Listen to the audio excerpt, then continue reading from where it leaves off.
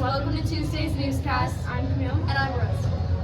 We have a football game this Friday at Ponderosa. Here are some students' predictions on the game. Hi Cyclones, I'm Camille and this is Clay and Braxton. How far do you think that will go in the playoffs? I think we're going to go pretty far. I think we're going to go pretty far. I feel like we have a good chance of beating Ponderosa. Okay, thanks. Hi guys, I'm here with Casey Garcia. How far do you think the boys will go in football? I think they'll get pretty far. Let's hope they can get a win this weekend. Okay, thanks. Hi guys, I'm here with Kaden. What is your prediction for this week's football game? We're going to lose, for sure. Okay, thanks.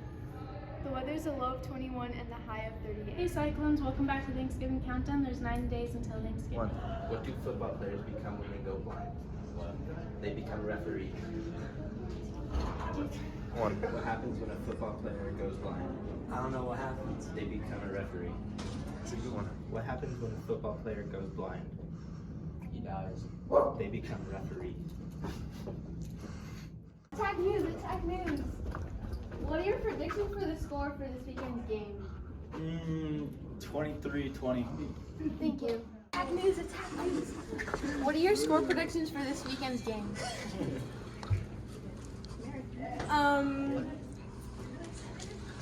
21-14. Thank you.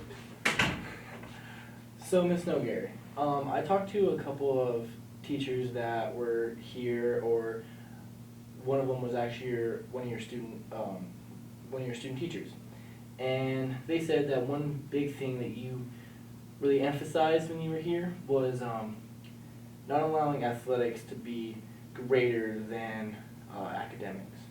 And I was just wondering if you could explain a little bit on why that was such a big priority for you.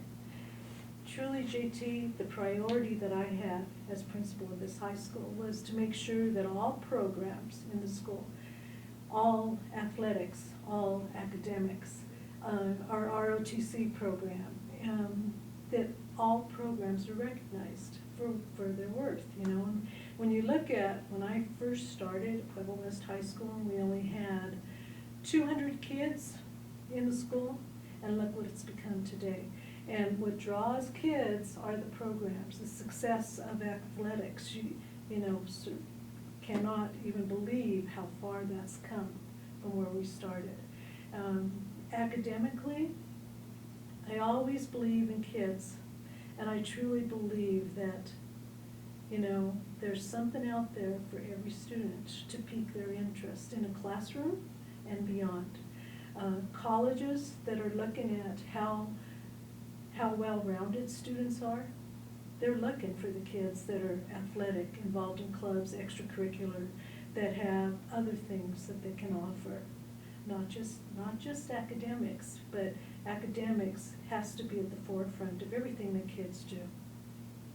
Agreed. And so, as you can see from you getting some seniors, their gift being to you of when you retired that you were getting a wall of excellence to really show that they were grateful for everything that you did. Really my question is, how does that make you feel knowing that you made such an impact on students? I'm truly honored in your just saying that. And one thing about me, and Mr. Witt probably could tell you this, is I don't like the spotlight on me, and I will always back up the fact that I had an incredible staff while I was here, incredible student body. I love it that, just last night, a former student came up to me and gave me a big hug, and he actually was in one of the first graduating classes. And he said, "Thank you, Mrs. Nogueira. I just wanted to thank you for helping me get through school." And that's truly what I think, JT, it's just when you hear from kids that just needed the little extra nudge.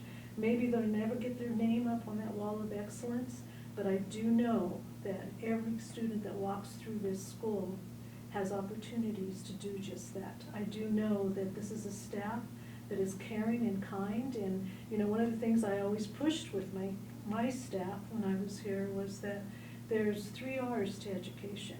That's rigor, relevance, and relationships. Probably the biggest part is developing those relationships with kids and saying, what are your interests? What do you like to do? And help guiding them in that direction. And I think that's why that wall of excellence is such a success. But from the get-go, from the class, and I think it was 2016, was the gift to the school.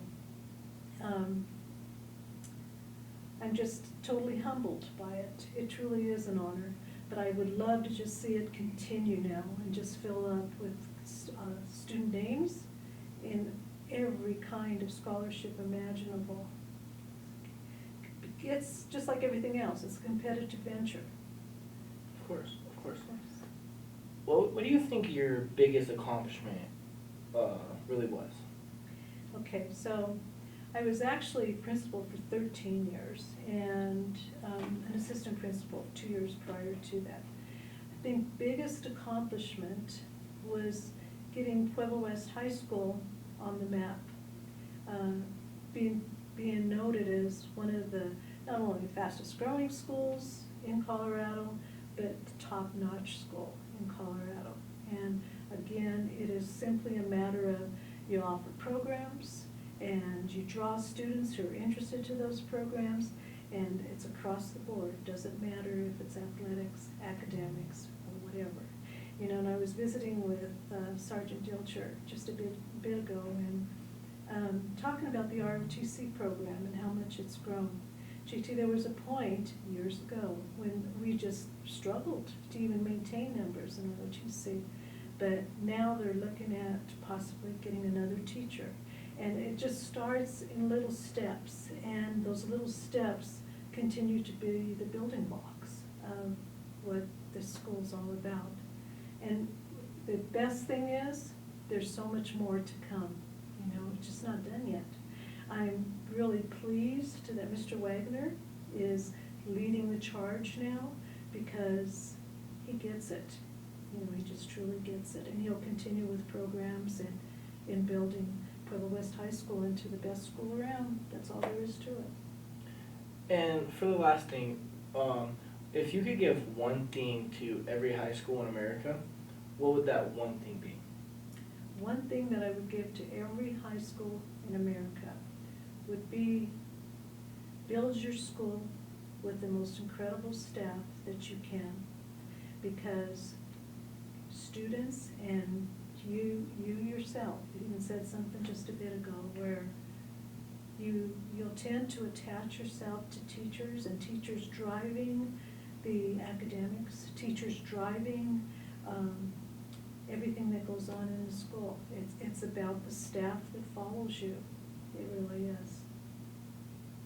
All right, thank you. Okay, anything else? No, No, I think you no. covered just about everything pretty well. And Mr. Martinez, he did such a nice job of just summing up, you know, the different programs that have come to the school. But there's a place for everybody. There just is. Of course there is.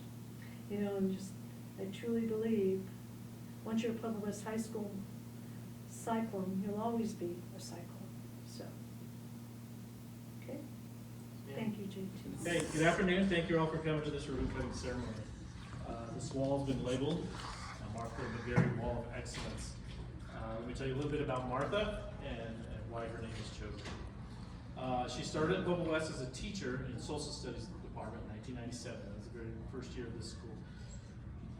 She was also the student co-sponsor at that time. In 2003, she became the assistant principal until she became principal in 2004. She led this school until she retired at 17. Is that what you call it? You're busier. During her tenure at Pueblo West High School, Martha expanded the AP program, started the IB program, which draws many students to our school. She also saw the building from its beginning phase to its final phase of completion. Along with that was a growth of expanding student population the whole time, which we're currently close to 1,500. Okay, why her name? Martha was always a visible principal, but always was a fan of all of the school programs. In fact, she remains a fan today, as you may still see her and Mario at school events this year. Martha had a way with anyone she worked with, taught, coached, and she brought out the best in people. She had a presence about her that instilled leadership and a sense of drive that made people want to be the best student, best player, and best teacher. Because of this, her name is on this wall of excellence and will remain there. So Martha, will you please do us the honor of cutting this ribbon so we can start this new era of showcasing the school's accolades of our students and preserving the history of our school. Absolutely. Just kidding.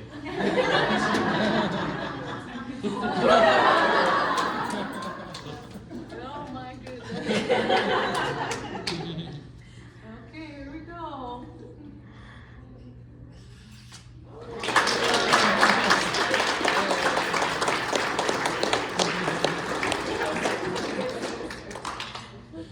Can I just say something? You know me, I have to say something, right? And that is, first of all, thank you to Damon and the entire committee for this. I am so honored for this, but at the same time, I'm very humbled by it because I know behind all of this is the staff of this school. And I'm talking the certified and classified people in this building that make this building what it is. And I was just sharing that with some of the faces I don't know. This is the place to be. And I guarantee if I had to go back on my career in any way, shape, or form, I would pray that this is where I would end up. And I had the most perfect career anyone could imagine. I tell Mario that all the time. I would not give up any of those hours that were spent in this building. And looking back on it and doing it with, just not feeling real good about it because I love Pueblo West High School, and I do believe that once you're a Cyclone, you're always a Cyclone, and that's what I'm sharing with you. But thank you, each and every one of you who had a role in getting these kids' names up here, because you truly are what it's all about. And I just appreciate the staff that I had all those years, 15 years as an administrator, and teaching side by side with some of you. So it just, I'm actually speechless. But thank you.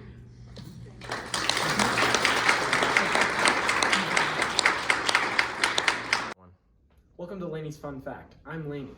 Did you know the first football game was played in 1869? 1. Thanks for watching Tuesday's newscast.